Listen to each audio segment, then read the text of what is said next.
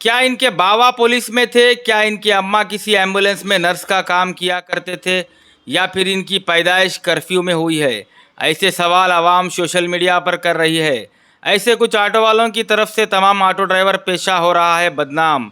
जब से इनके यूनियन लीडर ने कह दिया कि ऑटो वाला कोई मामूली आदमी नहीं है, 5 से 6 लाख का प्लेन चलाता है, तब से ये प्लेन के ड्राइवर अपने आप को वीआईपी और इनकी ऑटो को वीआईपी प्लेन समझ रहे हैं। एक वायरल वीडियो में देखा गया कि टैंक बंड पर एक ऑटो वाले ने अपने ऑटो में वीआईपी सायरन और वीआईपी लाइट लगाकर जाते हुए देखा गया।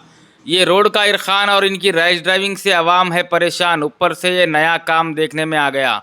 पुलिस से गुजारिश है कि स्पीकर्स में पुलिस का सायरन लगाकर इसको सुनाते हुए करें इसकी मालिश, ताकि कोई दूसरे प्लेन का ड्राइवर ऐसी हरकत करने से पहले 10 बार सोचे।